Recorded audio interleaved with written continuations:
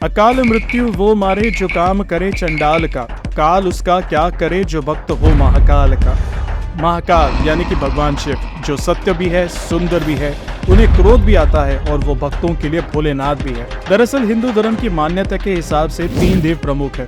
पहले भगवान ब्रह्मा, जो कि सृष्टि यानी कि संसार के रचयिता है। दूसरे भगवान विष्णु, जो कि सृष्टि की रक्षा करते हैं। और तीसरे महाकाल महेश यानी कि शिव, जो समय समय पर इस सृष्टि का विनाश करते हैं ताकि सृष्टि का पुनर्निर्माण हो सके। वीडियो को आगे बढ़ाने से पहले अगर आपको इस वीडियो से कुछ नया सीखने मिलता है तो इसे प्लीज अपने दोस्तों और फैमिली के साथ जरूर शेयर कीजिए और हमें सपोर्ट करने के लिए हमारे YouTube चैनल को सब्सक्राइब कीजिए और इस बेल आइकन को प्रेस कीजिए, क्योंकि इसे करने से हमें काफी मोटिवेशन मिलती है। कहा जाता है कि शिव के अनंत तांडव से सृष्टि अस्तित्व में आती है, लेकिन उनके रुद्र तांडव से सृष्टि का अंत हो जाता है। इसीलिए हिंदू धर्म में शिव पुराण के अनुसार भगवान शिव को देवों का देव महादेव कहा जाता है। और कहा जाता है कि अगर आपको भगवान शिव के बारे में जानना है तो सबसे पहले आपको उनके 12 ज्योतिर्लिंग के बारे में जानना जरूरी है। और माना जाता है कि भगवान शिव स्वयं 12 ज्योतिर्लिंग में विराजमान है। तो चलिए भोलेनाथ का नाम लेके शुरू करते हैं 12 ज्योतिर्लिंग का सफर। सबसे पहला है सोमनाथ ज्योतिर्लिंग। ये ज्योतिर्लिंग गुजरात के सौराष्ट्र क्षेत्र में अरब सागर के तट पर स्थित है। वही शिव पुराण के अनुसार जब चंद्रमा को दक्ष प्रजापति ने 6 रोग होने का श्राप दिया था, तब चंद्रमा ने इसी स्थान पर तपस्या करके श्राप से मुक्ति पाई थी। तब स्वयं चंद्रदेव ने इसी ज्योतिर्लिंग की स्थापना की थी। दूसरा ज्योतिर्लिंग है मल्लिकार्जुना ज्योतिर्लिंग। ये ज्योतिर्लिंग आंध्र प्रदेश के कृष्णा नदी के तट पर श्री शैल नाम के पर्वत पर स्थित है। इस ज्योतिर्लिंग का महत्व भगवान शिव के कैलाश पर्वत के समान माना जाता है, क्योंकि कैलाश पर्वत पर जाना श्रद्धालुओं के लिए मुश्किल है, इसीलिए ज्योतिर्लिंग का महत्व और बढ़ जाता है। तीसरा ज्योतिर्लिंग है महाकालेश्वर ज्योतिर्लिंग। ये प्रसिद्ध ज्योतिर्लिंग मध्य प्रदेश के उज्जैन में शिप्रा नदी के किनारे स्थित है। इस ज्योतिर्लिंग की विशेषता है कि ये एक मात्र दक्षिण मुखी ज्योतिर्लिंग है। कहा जाता है कि यहाँ पर पूजा अर्चना करने से उम्र बढ़ जाती है और सभी प्रकार के संकट टल जाते हैं। चौथा है ओमकारेश्वर ज्योतिर्लिंग। ये ज्योतिर्लिंग मध्य प्रदेश के प्रसिद्ध शहर इंदौर के पास स्थित है।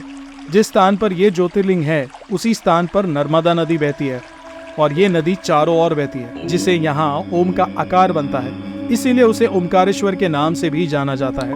कहा जाता है कि तीर्थ यात्री सभी तीर्थों पर जल लाकर ओमकारेश्वर में अर्पित करते हैं, तभी उनके सारे तीर्थ माने जाते हैं। पांचवा है केदारनाथ ज्योतिर्लिंग। भगवान शिव के ये प्रसिद्ध ज्योतिर्लिंग उत्तराखंड में स्थित है। ये मंदिर समुद्र तल से 32,000 किलोमीटर ऊंचाई पर है।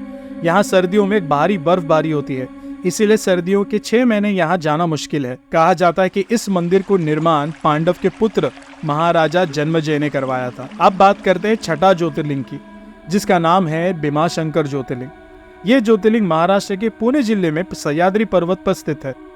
ये स्थित शिवलिंग काफी मोटा है, इसीलिए इसे मोटेश्वर महादेव भी कहा जाता है। सातवां है विश्वनाथ ज्योतिर्लिंग।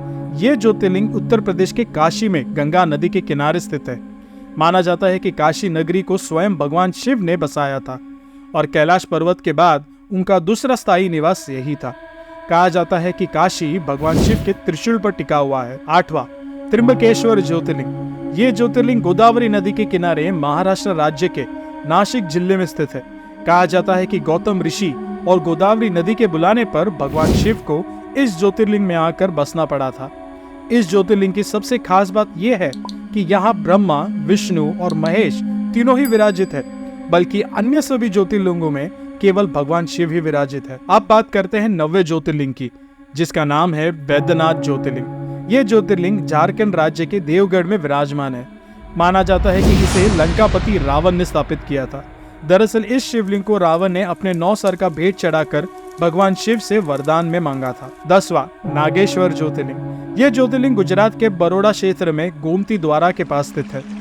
इसके अलावा कुछ लोग दक्षिण हैदराबाद उड़ा गांव में स्थित शिवलिंग को नागेश्वर ज्योतिर्लिंग भी मानते हैं, तो कुछ लोग उत्तराखंड के अल्मोड़ा जिले में स्थित जागेश्वर शिवलिंग को नागेश्वर शिवलिंग मानते हैं। और अब 11वां रामेश्वर ज्योतिर्लिंग। ये ज्योतिर्लिंग तमिलनाडु के रामनाथन जिले में मन्नार की खाड़ी के पास स्थित है।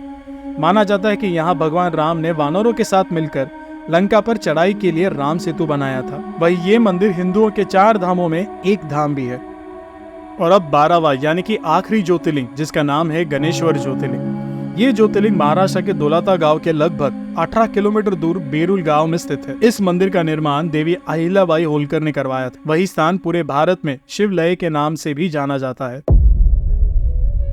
तो ये थी भगवान शिव के वो 12 ज्योतिर्लिंग जो सिर्फ भगवान शिव के स्थान ही नहीं बल्कि हमारी संस्कृति और भारतीय धरोहर को एक अंग भी माना जाता है। उम्मीद है आपको ये वीडियो पसंद आई होगी, तो इसे प्लीज लाइक कीजिए और अपने फ्रेंड्स और फैमिली के साथ शेयर कीजिए और कमेंट्स करके जरूर बताइए कि आपको ये वीडियो कैसी लगी। एंड प्लीज इस चैनल को सपोर्ट करने के लिए सब्सक्राइब कीजिए, क्योंकि ये आपके लिए बिल्कुल फ्री है, लेकिन इससे हमें काफी मोटिवेशन मिलती है आपके लिए और वीडियोस बनाने के लिए। मिलते हैं अगले वीडियो में, तब तक के लिए धन्यवाद और कमेंट कीजिए। हर हर महादेव।